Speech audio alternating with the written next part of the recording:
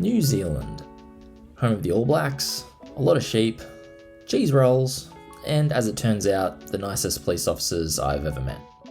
While discussing our plans for the future, New Zealand came to the front of the list because A, it was close, and B, it was cheaper to see snow there than it was to see here.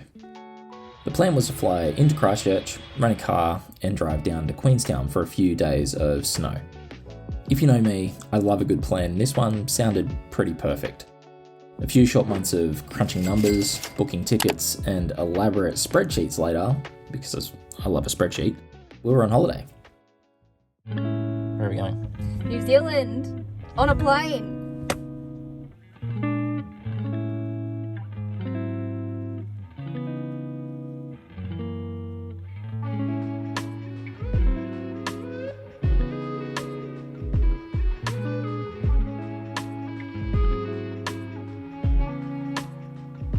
First stop, Christchurch.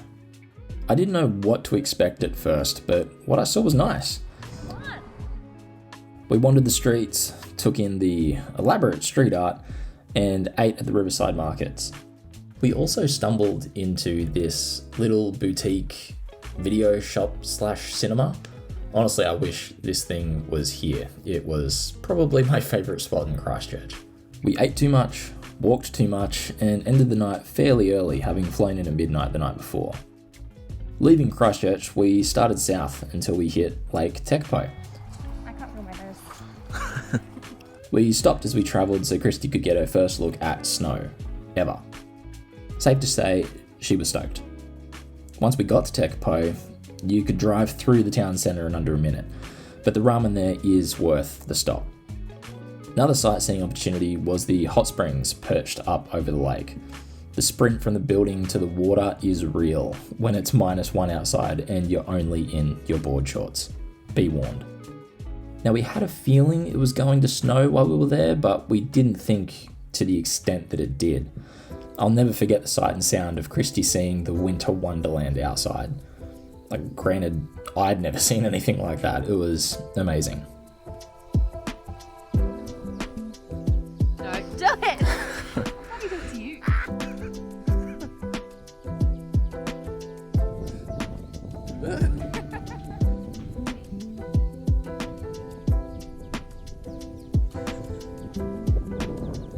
Venturing further south, we stopped in a few small towns before landing in Wanaka. And yes, it's Wanaka, not Wanaka. Thank you for the correction, Mr. Police Officer. Wanaka was like a smaller version of Queenstown, right on the edge of a Great Lake with many a duck. Now here we stayed in this beautiful tiny home overlooking the valley. We saw rabbits, we admired the sunset, and we fell asleep watching The Simpsons or something. And it was perfect. As much as I loved the little tiny home, our next stop was calling, Queenstown. The first day we woke up at 5 a.m, like most mornings unfortunately, to get ready for our full day trip to Milford Sound. As luck would have it, the weather was awful. Rain, wind and snow are all things that prevented us from venturing all the way to Milford Sound. To say we were bummed was an understatement. We explored the tiny little snow town, ate and drank and ate some more. It's like I'm people. I sit with people. I'm not duck, I'm people. We went up on the gondola and did the luge, which my GoPro did not capture, and had a great time. Christy on her last run just did not break. Didn't see her until the bottom. But now was the big moment. 4 days of snowboarding action. Christy was pumped. I was pumped. We were ready to go. Now Christy had never snowboarded before. I said, maybe take a lesson after trying to give some pointers. She's a visual learner, a try and figure it out herself kind of person. Snowboarding, unfortunately, is a sport that takes a lot of patience and some getting used to.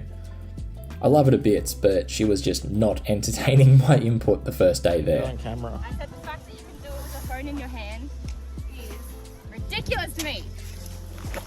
Alright, how do I turn? Being bad at something and taking time to figure something out isn't either of our strong suits, unfortunately.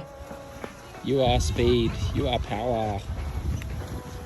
The next few days went by in a blur of food, drinks, and long bus lines. As the days progressed, Christy got a lot better and started to nail it. It's a shame we didn't have more time, otherwise we would have spent more time on the slopes together. Next time. So good.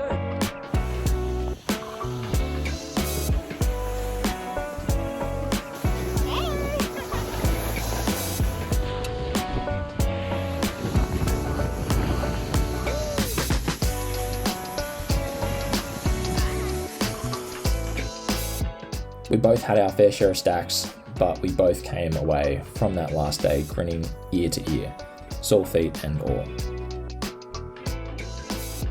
But like all things, our trip was coming to an end. We wandered some more, I took photos and then took mental images of these snow-capped mountains, and we prepared for the long trip home. We were meant to explore a bit of Auckland, but flight delays threw that out the window. An airport nap would have to do. It's been a month since, and I'm already itching to get on another plane. This was our first big overseas holiday together, and I couldn't have asked for a better travel partner. Ready for anything, just after a coffee. Till next time.